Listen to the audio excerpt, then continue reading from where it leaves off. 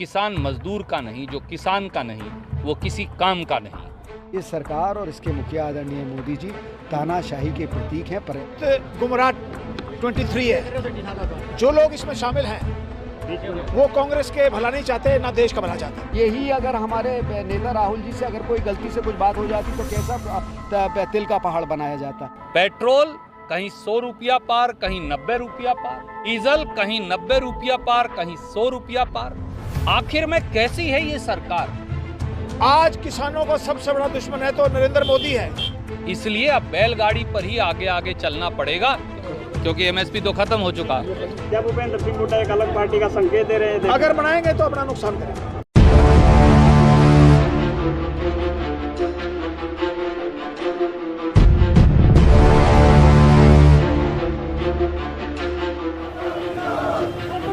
और जन कल्याण विरोधी एक बिल है, तानाशाही से भरपूर है और लोकतंत्र की मान मर्यादाओं के खिलाफ है।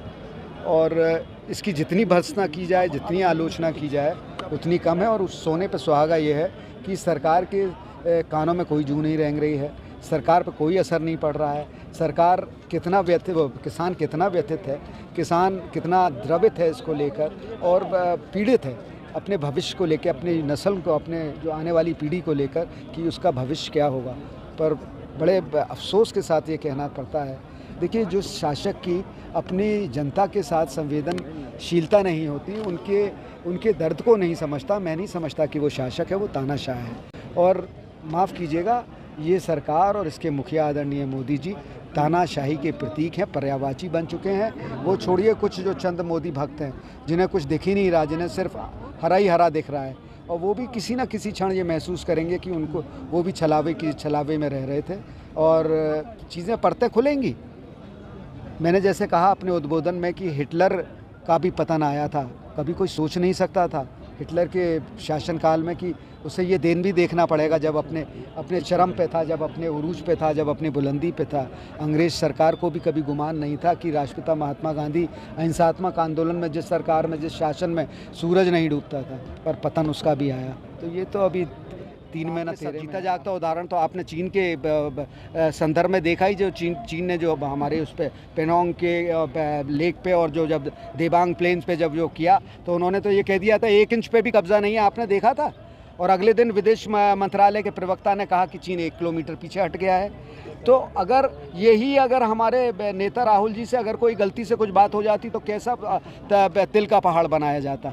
पर किसी ने, मोदी भक्त ने ये नहीं कहा, किसी जिम्मेदार नागरिक ने ये नहीं कहा कि ये किसी भी प्रधानमंत्री की गरिमा के खट्टर और दुष्यंत सरकारों के खिलाफ इस देश और प्रदेश के किसान ने आज़ादी का एक नया संग्राम पिछले 3 महीने से शुरू कर रखा है।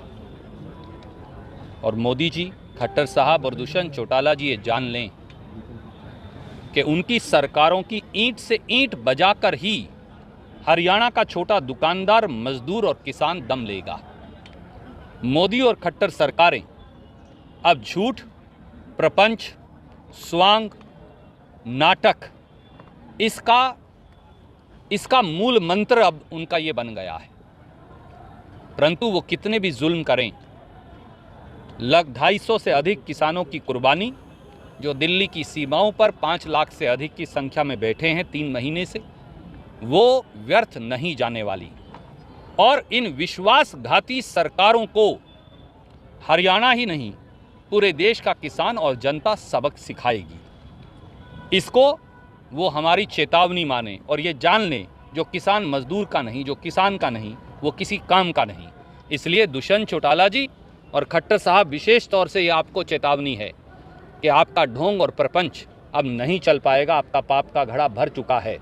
क्योंकि हरियाणा की 36 बिरादरी, गरीब समाज, अनुसूचित जाति और पिछड़े वर्गों के हमारे भाई बहन, छोटा छोटा दुकानदार और भूमिहीन और छोटी भूमि का मालिक, छोटी जोत का मालिक किसान अब एक निर्णायक आर पार की लड़ाई लड़ने को तैयार है। और इस आर पार की लड़ाई में अब केवल आप 2 तरफ खड़े हो सकते हैं, या मजदूर किसान दुकानदार के साथ या उनके खिलाफ।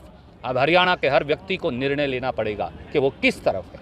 बैलगाड़ी का प्रदर्शन किस तरह का संकेत देना चाह रहे हैं? जिस प्रकार से पेट्रोल और डीजल की कीमतें आसमान को छू रही हैं। एक तरफ आप किसान को 3 काले कानूनों के बोझ से दबा रहे हैं, एक तरफ आप थकाओ, डराओ और भगाओ की नीति से लाखों करोड़ों किसानों को दुत्कार रहे हैं, और दूसरी तरफ गैस सिलेंडर 837 रुपया, कहीं 827 रुपया हिंदुस्तान में, कहीं 820 रुपया, पेट्रोल कहीं 100 रुपया पार, कहीं 90 रुपया पार, डीजल कहीं 90 रुपया पार, कहीं 100 रुपया पार।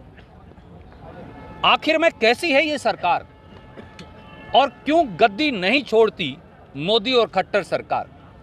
इसलिए अब बैलगाड़ी पर ही आगे आगे चलना पड़ेगा, क्योंकि स्कूटर, मोटरसाइकिल, ट्रैक्टर, कार, ये सब चलाना आम जनमानस की जिंदगी और सक्षमता से बाहर होने वाला है। धन्यवाद। दे दें क्योंकि एमएसपी तो खत्म हो चुका है। देखिए, जो ये कथित गुमराह 23 है, जो लोग इसमें शामिल हैं वो कांग्रेस के भला नहीं चाहते, ना देश का भला चाहते। गुलाम नबी आज़ाद ने प्रधानमंत्री मोदी की तारीफ की है। आज किसानों का सबसे बड़ा दुश्मन है तो नरेंद्र मोदी है। जो आदमी किसानों की, मोदी की तारीफ करेगा वो किसानों का सबसे बड़ा दुश्मन है। और मैं आज भी मैं कहना चाहता था, लेकिन किसी वजह से नहीं कहा। मैं ये मांग करता हूँ कांग्रेस आला कमान से कि वो जो लोग नरेंद्र मोदी की तारीफ करते हैं उनको पार्टी से बाहर का रास्ता दिखाएं। सर, उस सम्मेलन में भगवा पगड़ी जो है वो पहनी गई है, और जो भगवा पगड़ी है वो कहीं ना कहीं बीजेपी की निशानी। देखिए, जो कुछ हुआ वो कांग्रेस की नीतियों के खिलाफ हुआ, कांग्रेस की जो पॉलिसीज है उनके खिलाफ हुआ, और ये कांग्रेस के हक में नहीं है। इनको जितनी जल्दी निकालोगे कांग्रेस का भला हो जाए। सम्मेलन में भी हुड्डा जी की फोटो लगी थी बैनर पर, हुड्डा जी नहीं आए सम्मेलन में। देखिए, मुझे उसके बारे में नहीं पता वो क्यों नहीं आए। शैलजा जी बीमार थी, मुझे भेजा था शैलजा जी ने। शैलजा जी बीमार, कहीं ना कहीं एक अलग नहीं, कुछ नहीं है उनके पल्ले, कुछ नहीं है। मैं वहाँ का रहने वाला हूँ और उनके पल्ले कुछ नहीं है। आज किसान मोदी के खिलाफ है और मोदी के खिलाफ रहेगा। क्या भूपेंद्र सिंह हुड्डा एक अलग पार्टी का संकेत दे रहे थे? अगर बनाएंगे तो अपना नुकसान करेंगे।